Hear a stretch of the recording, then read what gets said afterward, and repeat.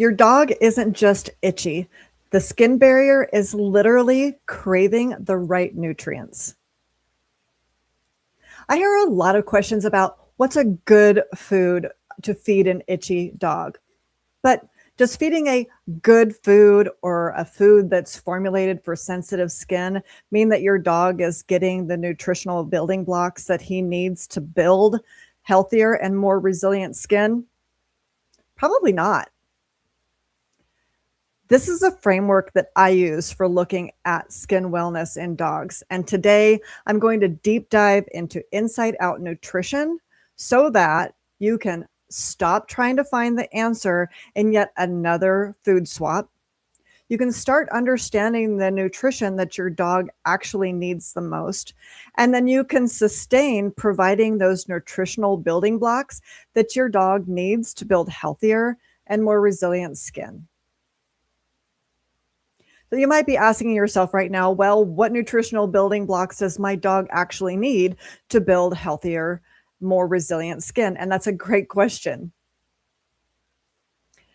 This is the framework that I use when I'm looking at skin wellness from an inside out perspective.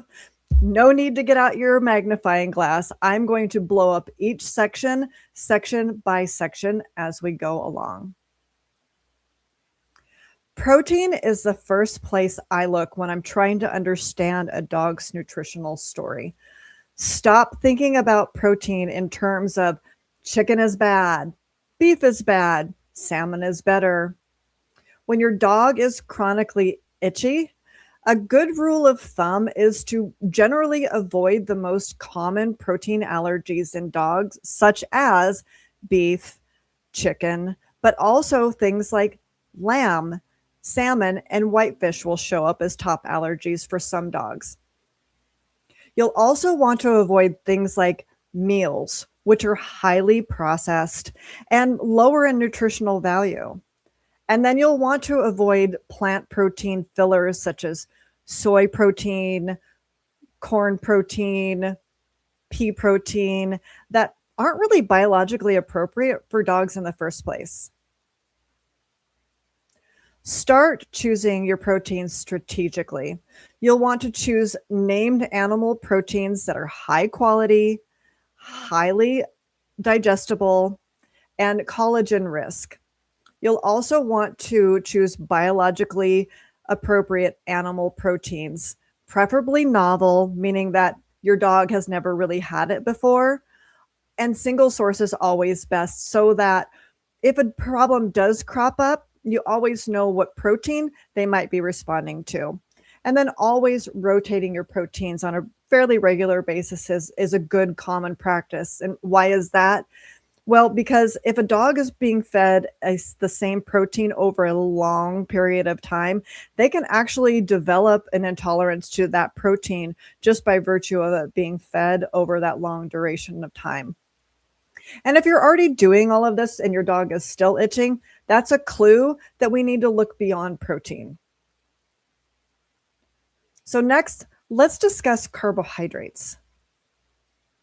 Stop thinking about whether carbohydrates are good or bad, although there are several that should be avoided when you're supporting an itchy, stinky dog, namely grains and starches such as peas, chickpeas, lentils, taro root, white potatoes, rice, brown rice, and yes, even oats and oatmeal. And not just for itching, starches and carbs can be problematic in other areas as well.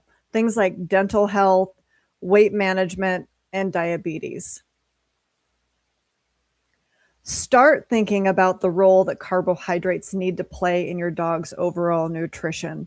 And that role is to fulfill key vitamin and nutritional gaps that a high quality whole prey raw diet would normally fulfill. Choose nutrient dense, antioxidant rich carbohydrates, such as the ones listed on this slide: kale, spinach, zucchini, broccoli, carrots, beets. These are all great, high quality, nutrient dense, and antioxidant rich carbohydrates for your dog, even sweet potatoes. But do watch the starches in the sweet potatoes for the reasons we just mentioned on the previous slide. And if you're already doing this and your dog is still itching, that's great. But it's also a clue that we might need to look beyond just proteins and carbohydrates. So next, let's look at fats. Dogs can get a majority of their energy needs from fat and protein alone. And this is why fats are so important in a dog's diet, but not just any fat. The type of fat really matters. Why is that? Because the type of fat in your dog's diet can influence that inflammatory regulation and balance. And an imbalance itself can contribute to an inflammatory environment that can exacerbate an existing itch cycle. So fats like canola oil and rapeseed oil, soybean oil, corn oil, even sunflower oil are prevalent and common in commercial dog foods. And why is that? Mainly because they're affordable for the pet food company and they're highly shelf stable. But even though these fats are common in most commercially available dog foods, they're not fats that I would prioritize in skin wellness for an itchy and stinky dog.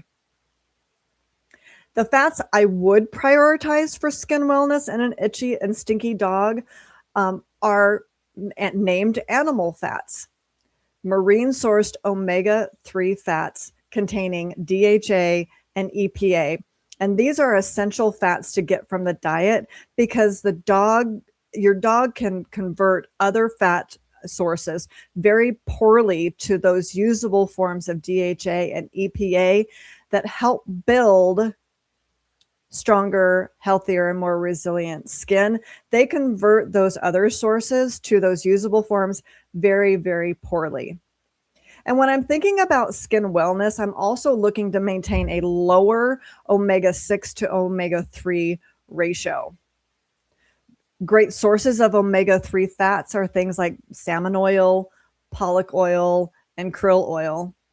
Other great fat sources are things like coconut oil, pork fat, duck fat, and even beef fat. But a quick disclaimer there. Fats like coconut oil are absolutely great fats for your dog, but they don't contain the usable forms of DHA and EPA, which are the essential fats that your dog needs to control and manage that inflammation and build and maintain healthy, more resilient skin. Coconut oil contains ALA, which we just learned is a fat that your dog can convert to DHA and EPA very, very poorly. The other fats like duck fat, beef fat, and pork fat, well, those are really, really great named whole food animal fats, but they're going to be higher in omega-6 fats. And when we're trying to keep that omega-6 and omega-3 fat ratio low, that could be problematic and cause more inflammation that could exacerbate an existing itch cycle. Now, if you're doing all of these things for your dog currently, that's great. But if your dog is still itching, and that's a clue to me that now we need to take a look at some key vitamins and minerals and determine whether there's some gaps in those micronutrients or if there's some overlaps in those micronutrients.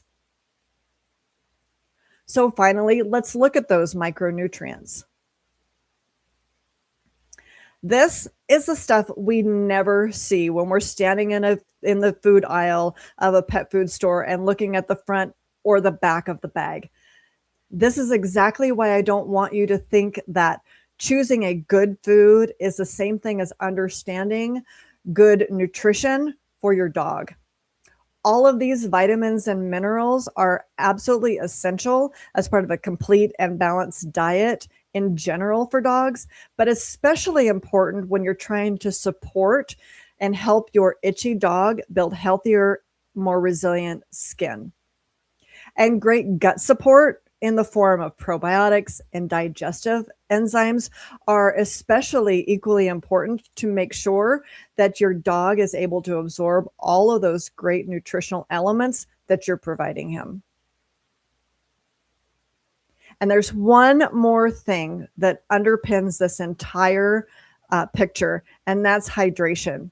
because nutrition is about more than what's in your dog's bowl. It's about the environment that we're creating for your dog to be able to use all the nutrients that you're providing effectively. And hydration supports healthy skin structure that allows the dog's body to do just that. This is what I mean when I say don't start by asking, what's the best food for my itchy dog? Start by asking, what is my itchy dog's current nutritional story across proteins, carbs, fats, vitamins, minerals, gut support, and hydration? Then ask, where are the gaps?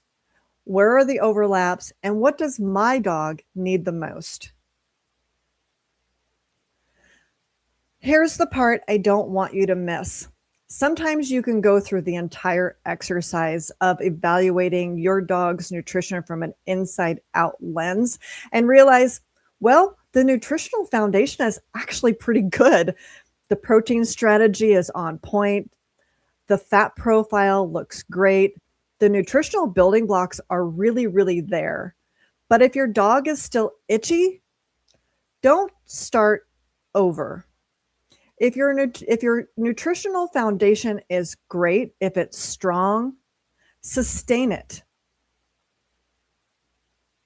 If inside out nutrition isn't the gap in your dog's skin wellness story, it doesn't mean that the exercise that we just went through failed.